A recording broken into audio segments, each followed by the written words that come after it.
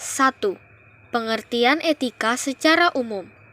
Dalam pergaulan hidup bermasyarakat, bernegara, hingga pergaulan hidup tingkat internasional, diperlukan suatu sistem yang mengatur bagaimana seharusnya manusia bergaul.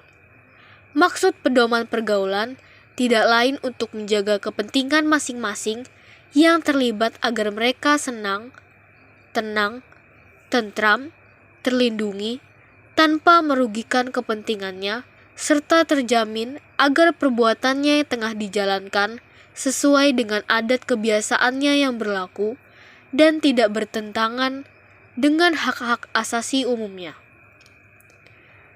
Menurut para ahli, etika tidak lain adalah aturan perilaku, adat kebiasaan manusia dalam pergaulan antara sesamanya dan menegaskan mana yang benar dan mana yang buruk. Perkataan etika atau lazim juga disebut etik berasal dari kata Yunani ethos yang berarti norma-norma, nilai-nilai, kaidah-kaidah, dan ukuran-ukuran bagi tingkah laku manusia yang baik. Ada dua macam etika yang harus kita pahami bersama dan menentukan baik dan buruknya perilaku manusia. Yang pertama, etika deskriptif, yaitu etika yang berusaha meneropong secara kritis dan rasional sikap dan perilaku manusia dan apa yang dikejar oleh manusia dalam hidup ini sebagai sesuatu yang bernilai. Kedua, etika normatif, yaitu etika yang berusaha menetapkan berbagai sikap dan pola perilaku ideal yang seharusnya dimiliki oleh manusia dalam hidup ini sebagai sesuatu yang bernilai. Etika secara umum dapat dibagi menjadi beberapa. Yang pertama, etika umum, berbicara mengenai kondisi dasar bagaimana manusia bertindak secara etis, teori dan etika, prinsip-prinsip moral dasar yang menjadi pegangan bagi manusia dalam bertindak secara tolak ukur dalam menilai baik atau buruknya suatu tindakan. Yang kedua, etika khusus, merupakan penerapan prinsip-prinsip dasar dalam bidang kehidupan yang khusus. Etika khusus dapat dibagi menjadi dua bagian. Yang pertama, etika individual, yaitu menyangkut kewajiban dan sikap manusia terhadap dirinya sendiri. Yang kedua, etika sosial, yaitu berbicara mengenal sikap dan pola pikir perilaku manusia sebagai anggota umat manusia. Etika individu dan etika sosial tidak dapat dipisahkan satu sama lain dengan tajam, karena kewajiban manusia terhadap diri sendiri dan sebagai anggota umat manusia yang paling berkaitan. Etika sosial menyangkut hubungan manusia dengan manusia, baik secara langsung maupun secara kelembagaan, keluarga, masyarakat, atau negara. Sikap kritis terhadap pandangan-pandangan dunia dan ideologi maupun tanggung jawab umat manusia terhadap lingkungan hidup. Selanjutnya, demikian luasnya lingkup dari etika sosial. Maka sosial ini terbagi menjadi banyak bagian atau bidang, dan pembahasan bidang yang paling aktual saat ini adalah sebagai berikut. 1. Sikap terhadap sesama. 2. Etika keluarga. 3. Etika profesi. 4. Etika politik. 5. Etika lingkungan. 6. Etika ideologi. Sistem penilaian etika. 1.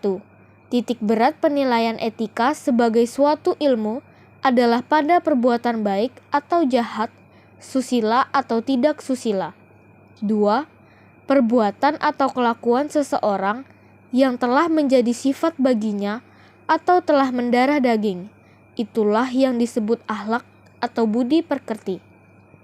Kita bisa melihat bahwa etika profesi merupakan bidang etika khusus atau terapan yang merupakan produk dari etika sosial. Dalam merealisasikan ini, ada 4 variabel yang terjadi. A. Tujuan baik, tetapi cara untuk mencapainya yang tidak baik. B. tujuan yang tidak baik, cara mencapainya kelihatan baik. C. Tujuan tidak baik dan cara mencapainya juga tidak baik. D. Tujuannya baik dan mencapainya juga terlihat baik. 2. Pengertian secara umum. Profesi. Istilah profesi telah dimengerti oleh banyak orang bahwa satu hal yang berkaitan dengan bidang yang sangat dipengaruhi oleh pendidikan dan keahlian. Sedangkan pengertian profesi sendiri adalah pekerjaan yang dilakukan sebagai kegiatan pokok untuk menghasilkan nafkah hidup dan yang mengandalkan suatu keahlian. A. Ciri-ciri profesi. 1. Adanya pengetahuan khusus. 2. Adanya kaidah dan standar moral yang sangat tinggi. 3. Mengabdi pada kepentingan masyarakat. 4. Adanya izin khusus menjalankan suatu profesi. 5.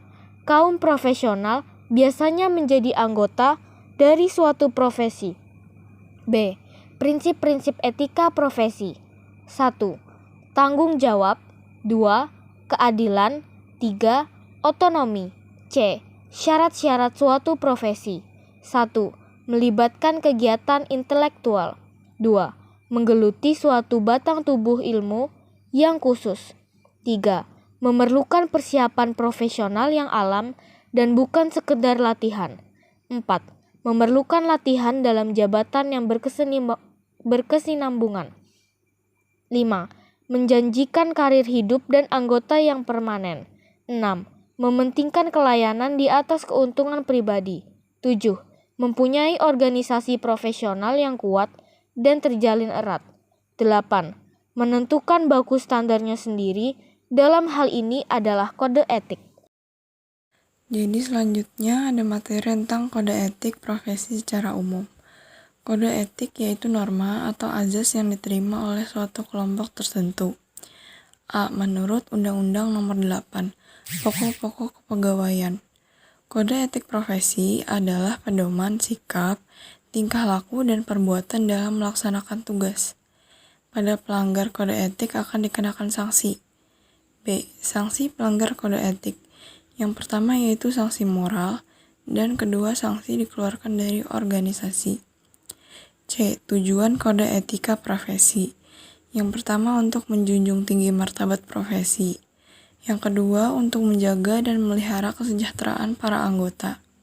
Ketiga, untuk meningkatkan pengabdian para anggota profesi. 4. Untuk meningkatkan mutu profesi. 5. Untuk meningkatkan mutu organisasi profesi. 6. Meningkatkan kelayanan di atas keuntungan pribadi. 7. Mempunyai organisasi profesional yang kuat dan terjalin erat. Yang terakhir yaitu menentukan buku standarnya sendiri. Lalu selanjutnya ada fungsi kode etik profesi. Yang pertama, fungsi dari kode etik yaitu memberikan pedoman bagi setiap anggota profesi tentang prinsip profesional yang digariskan. Yang kedua, sebagai sarana kontrol sosial bagi masyarakat atas profesi yang bersangkutan. Yang ketiga, mencegah campur tangan pihak di luar organisasi. Lalu selanjutnya ada interpretasi aturan etika profesi. Interpretasi aturan etika yaitu merupakan interpretasi yang dikeluarkan oleh badan yang dibentuk oleh himpunan. Garis besar kode etik dan perilaku profesional adalah: yang pertama, yaitu kepatuhan terhadap kode etik. Kedua, kontribusi untuk masyarakat dan kesejahteraan manusia. Ketiga, hindari menyakiti orang lain. Keempat, bersikap jujur dan dapat dipercaya. Kelima, bersikap adil dan tidak mendiskriminasi nilai-nilai kesetaraan. 6. Hak milik yang termasuk hak cipta dan hak paten. 7. Memberikan kredit yang pantas untuk properti intelektual. 8. Menghormati privasi orang lain. Dan yang terakhir, kepercayaan. Yang keempat, pengertian dan ruang lingkup etika profesi dalam bidang akuntansi. A. Pengertian Kode Etik Akuntan Indonesia. Kode Etik Ikatan Akuntan Indonesia dimaksudkan sebagai panduan dan aturan bagi seluruh anggota dalam pemenuhan tanggung jawab dan profesinya. B. tujuan profesi akuntansi. Tujuan profesi akuntansi yaitu memenuhi tanggung jawabnya dengan standar profesionalisme tertinggi dengan orientasi kepada kepentingan publik. Yang C, 4 kebutuhan dasar yang harus dipenuhi. Yang pertama, kredibilitas. Yang kedua, profesionalisme. Yang ketiga, kualitas jasa. Dan yang keempat, kepercayaan. Kode etik Ikatan Akuntan Indonesia terdiri dari 3 bagian, yaitu 1. Prinsip etika disahkan oleh Kongres, yang kedua aturan etika disahkan oleh rapat anggota himpunan, dan yang ketiga interpretasi aturan etika dibentuk oleh himpunan.